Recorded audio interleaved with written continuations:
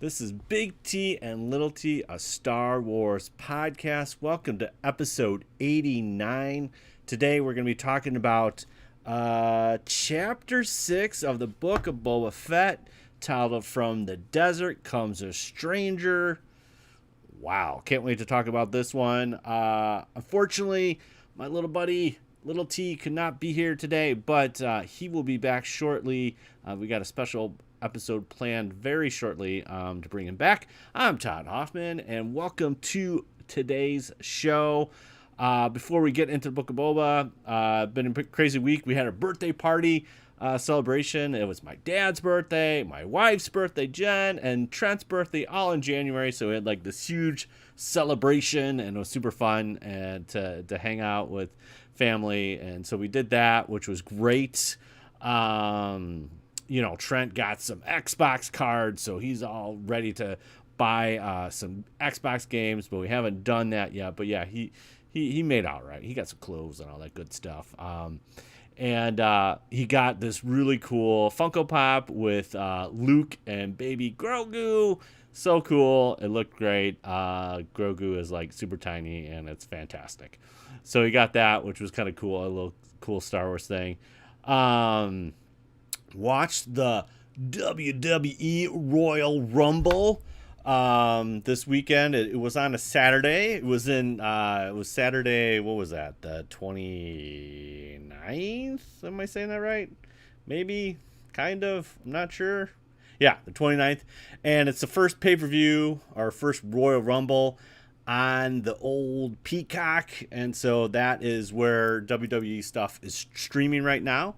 It was not bad. Royal Rumble is, for me, like the best gimmick that WWE has. I love the idea of every 2 minutes, another wrestler comes in, and they had both a 30-man and a 30-woman Royal Rumble. But they also had some preliminary matches. So we had the first one was Roman Reigns and Seth Rollins going at it, and Seth came in the old Shield music, but Reigns got the upper hand, but was disqualified by using a chair, so nothing happened with the title. Then we had, let's see, what else was going on? It was, there was a couple other good matches. I mean, you had like Becky Lynch versus Dewdrop was okay. Brock Lesnar versus Bobby Lashley, two heavyweights, and Brock kind of got the upper hand here, but then Roman came in and Paul Heyman kind of turned on Brock, and it was Bobby pinned him. Yeah, it was all kinds of things. The really cool match was Edge and Beth Phoenix versus Miz and Marcy, and this one was awesome. Edge and Beth Phoenix looked amazing, and they took on, it's kind of like power couples. It was a super good match, super fun mixed tag, a lot of energy, and it was super awesome. The Royal Rumble is all about like some legends coming in and some gimmick stuff, and there's always good stuff going on. And honestly, this one kind of fell flat for me. It wasn't the best Royal Rumble I've seen. There was, I guess, some surprises, but I don't know. Like, there wasn't too many, like, oh my gosh, this is amazing. Like when Cena came back or anything like that. The only one that was a surprise is that Brock came in at 30 and basically cleaned house. And yeah, he's got a title. So I don't know if he's going back after Roman. And, I don't know. The WWE product for me is like kind of dwindling a little bit. I love A&W and what they're doing. The one big surprise, I guess, would be Johnny Knoxville came in for a little bit and got hammered, and then Shane McMahon came in. Bad Bunny was another kind of guest that showed up, but yeah, it was wasn't like that, like, oh my gosh, it's amazing. The women's tag team was pretty good, or Royal Rumble was good. Ronda Rousey came back And yeah, so there's a couple other kind of legends or Hall of Famers that came back, but nothing like, again, like, whoa, this is amazing. So kind of, I would say subpar, if you would, for a Royal Rumble. Still fun. Wrestling's still fun. Love wrestling. It's always good to see it. But yeah, like, that's one of the cool things that we like to do. Trent and I was watching on the kind of network, on just watching some old Royal Rumble stuff, and it's great. I love Royal Rumble, but this one, ugh, not the best. But all right, we got something to talk about. It's Chapter 6. From the desert comes a stranger. That is a mouthful, but this is probably one of the best Star Wars shows ever. But for Book of Boba Fett show, there's not a lot of Boba in this one. But let's just take a look at what's going on. So the premise is we're back on Tatooine. We got a little Marshal and some Pikes, and they're doing some shady stuff with the spice. And the Marshal gets a drop on them, but basically says, "Hey, Mos Espa, you don't mess around." And yeah, they leave the spice, but yeah, it's just like, hey, this is my territory. This is why I don't bet on sports, and this is why I don't bet on what's gonna happen in these shows. You think you got it all figured out, and I was clearly wrong about last week where I said, Grogu's not going to show up. That's going to be in season 3 of Mandalorian. But yep, the Grogu does show up. It's kind of crazy. And yeah, it's like right away. So Din gets in a ship and he's off to see his buddy Grogu. And he goes to, this is where, again, I wish they took a little bit of Rogue One and like put the planet name on the bottom. It would be great, but they don't. It's okay. I'll live with it. But it's some foresty kind of planet. And so goes to this planet. They don't really say how he knows that Grogu's there, but he knows where to go. He lands. Our boy R2's there. He's got the little radar dish like from Empire. It's legit. Our boy R2. And now, the progression of Din with droids is fantastic. He's, hey, little buddy. I'm trying to find my man Grogu. So we get to this part where we see all these droids, and they're like, literally like R2 ant droids or something, and they're building a temple. The temple looks very from like Act 2 with our little fish nuns. It has that kind of same feel.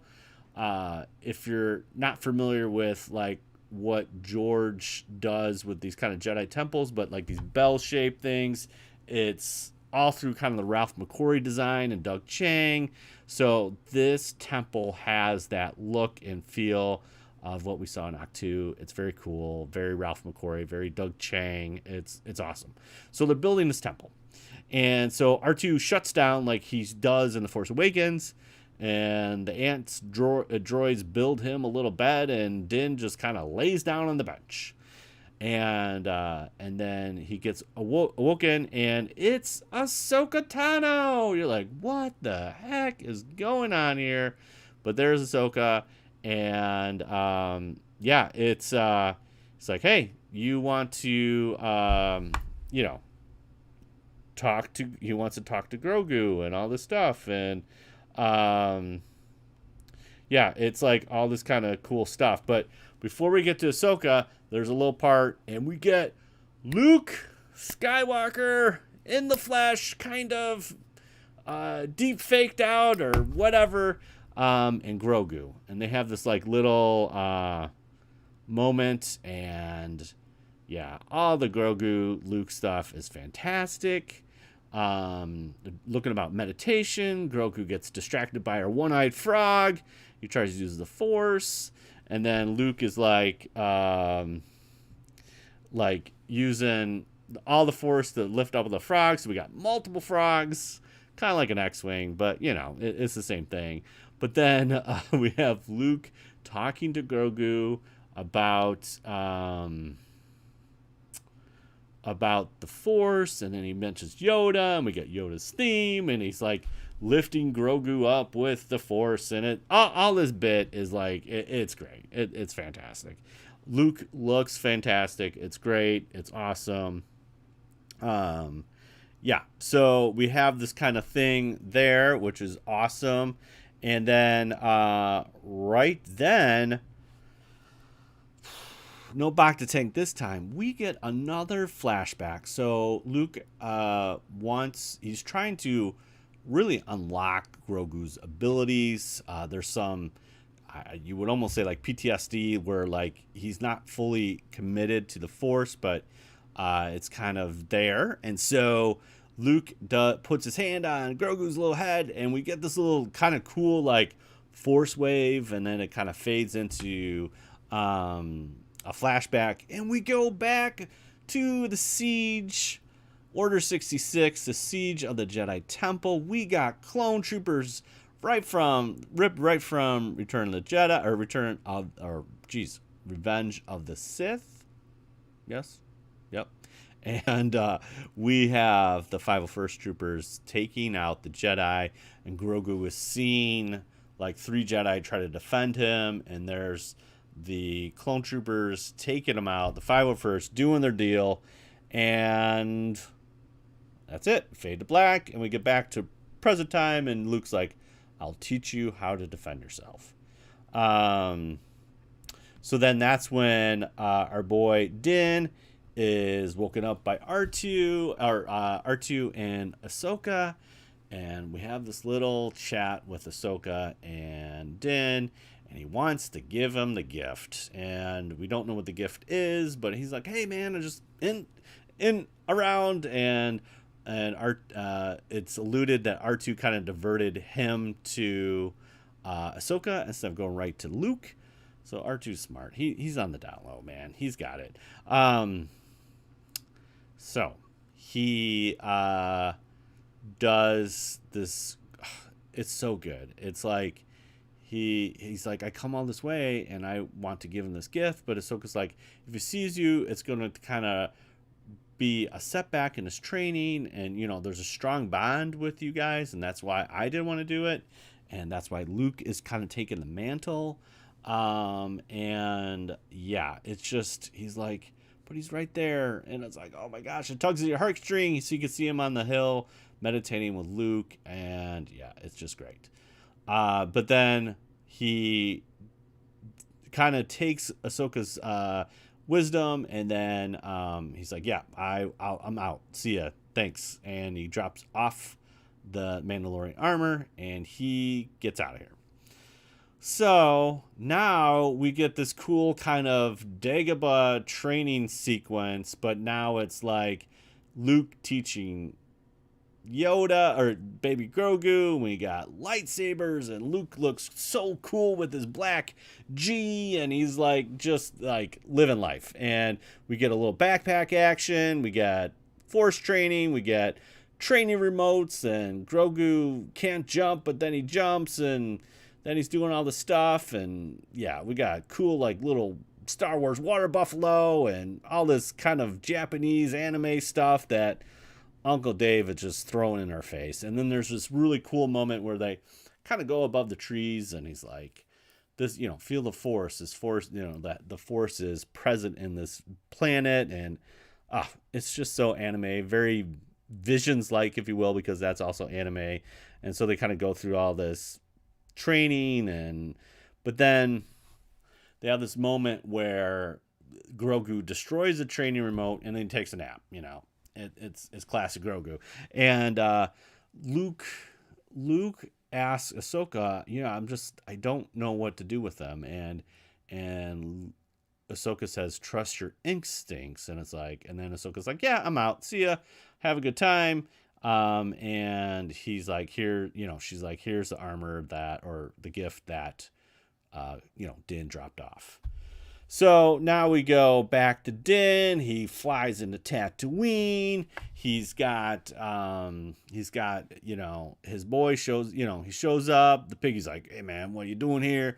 Pinky takes him in, and we got a whole little huddle again, talking about the Pikes invading, Boba's territory and what's going on at Tatooine, all that kind of stuff. So we get a little shout out to our Black Chrysanthemum, our little mod troops, and we got the Major Domo and Shackles, all that fun stuff.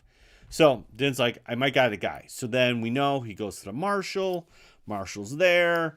Marshal says this really cool line. He's like, hey, where's the little guy? And he's like, he's with his people. And he's like, we lost something we both very fond of. So Marshal with his armor, and then obviously Grogu with Din. Such a cool line. So Din's like, hey man, I need help. It's not easy asking for a favor, but I need this, favor. I need help with Boba Fett to take out these Pikes. And Marshal's already seen the Pikes, so he knows that they're not playing, and they're running spice through his town, and they're going to be taking over Mos Espa and all that kind of stuff, and everywhere else, basically. So we have all that going on, and then so he's like, okay, I'm gonna call a meeting, because now it's not they call it Freetown now because of the liberation that they did with the Kyriite Dragon. We also got this cool talk about the Kyriite Dragon. Inside the bar now is like the rib cage of the Kyriite Dragon, and then we got some Jawas on a sandcrawler with the big old skull. Very impractical, but so sci-fi. They got a big old Kyriite Dragon skull on the sandcrawler. Why not? So like the upper jaw of the sandcrawler. It's great. So we got that going on, and it's like, hey, let's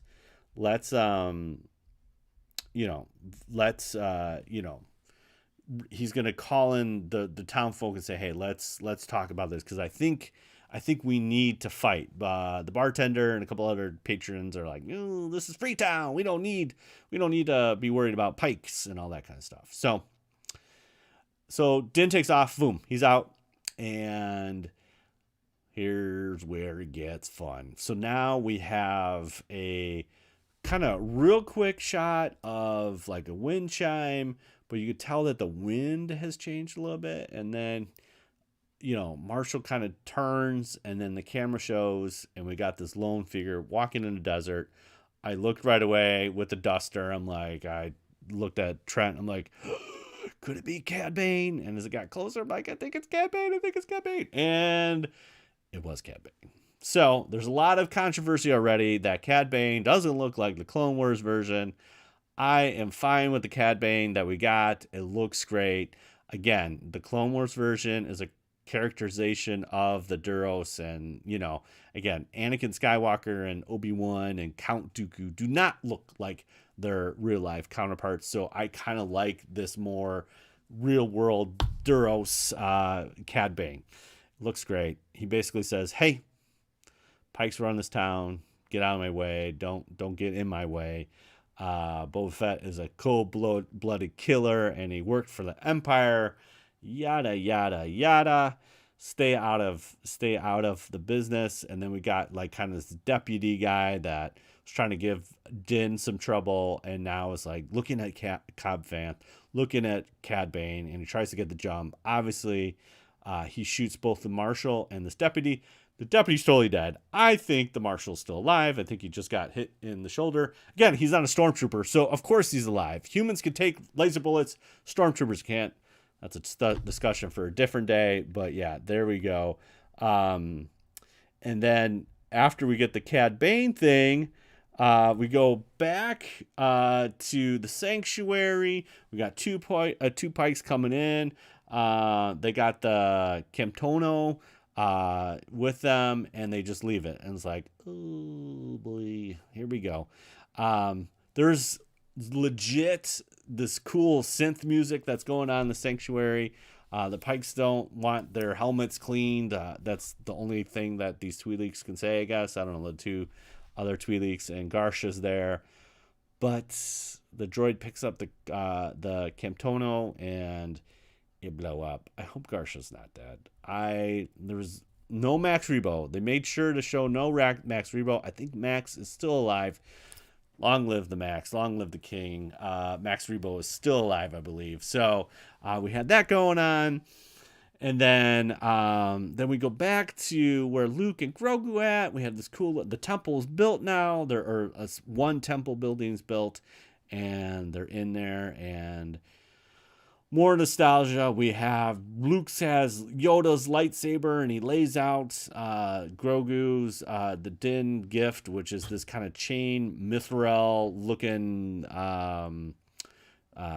Kind of like Mando armor. It's very thin, but it's got kind of like that chain mesh mithril thing going on. And he's like, you got to make a choice. Either I train you as a Jedi or you go back with Din. And that's it. Episode's end. And it's like, what the heck? So this is really the first time I've watched a Boba Fett twice. I just adored this movie, this show. Dave knows what he's doing. It's fantastic. It looks great. It hits all the bells and whistles of everything you need in a Star Wars show. And, we have all these kind of cool things. But there's no Boba Fett. It's the book of Boba Fett. There's no Boba Fett. So, being a Boba Fett fan and a lifelonger here, I'm having a difficult time. Like, this is called the Book of Boba Fett, but why don't you just call it like the prequel to Mandalorian season 3 or whatever? I'm hoping we get a little bit more Boba Fett next week as the finale. But from a Star Wars perspective, oh, it's so yummy and so good. But yeah, just need a little Boba Fett. We're looking for, the character of Boba Fett. It kind of reminds me of like Captain America, the third one. I think it's Captain America Civil War, if I'm not mistaken. I think that's it, the third one or whatever. And it's like, yeah, Captain America's in it, but really it's like an Avengers movie. And I feel like that's what's going on here is like, yeah, that's a Boba Fett show, but we got Luke and Grogu and, some of this stuff I feel like we would get in season 3 of Mandalorian. But I got a couple theories. So, the big thing is like, Mando needs an army. So I'm very sure that our Freetown people are going to come and help out. But I don't know if that's going to help with the Pikes. So one of the things I think is that it really is going to establish that Cad Bane killed the Tusken Raider camp. So it wasn't really the riders, the swoop bike guys. And I don't think Din is going to go back to get Grogu because I think Grogu's going to make the choice to stay with Din and not train. And so I think Luke is going to come to Tatooine. And then there's the Boba Fett thing. There's the Cad Bane thing. There's a lot of different things going on. So I'm hoping we get more than an hour for the season finale. It's going to head up good, but it's got to end in kind of a cliffhanger or at least tease for either Ahsoka or season 3 of Mandalorian. So my hot take is that Grogu gets captured or Grogu by Cad Bane or Grogu gets shot, kind of like a Frodo thing where we feel like Frodo gets stabbed and he's like, oh, he's dead, but he's got the mithril underneath him. I think the same thing is going to happen where the audience knows that Yoda or baby Grogu is safe, but he might look dead to the others because they don't know he's got that Mando armor going on. I don't know. The one thing that's very interesting about Luke's question is it's very similar to what we saw in Empire, where he had a choice. Both Yoda and Obi-Wan are like, yeah, your friends can wait. You need to train because Darth Vader is like really, really bad. And we need you a little bit more in the hot yoga Dagobah thing training course, But Luke sees that in the Force, this vision that his friends are in trouble, and he chooses his friends over the Jedi training. So the fact that Luke is trying to be dogmatic in the sense of dealing with absolutes, I thought Siths only deal with absolutes, but he says either you do this or that. And really, I think it's kind of a combination of both. Or is it more of a test where he knows that his heart is with Din and his friends, just like Luke's heart was with his friends, and he still became a Jedi. So, yeah, it's not convoluted, but it's definitely something that Luke, I think, is testing Grogu on. But I really do feel Grogu is going to get his choice and do Din. I mean, they teased it with the Naboo starfighter. He's got the baby seat in the back. It's going to happen. We know it's going to happen.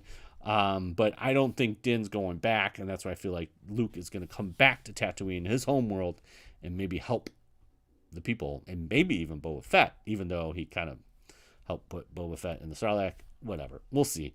I just love, I mean, it's just so chock full of like Dave goodness. But like I said, I just need a little bit more Boba Fett in next week. Please. Thank you. I want to see Boba Fett like in some, action or whatever, that kind of stuff.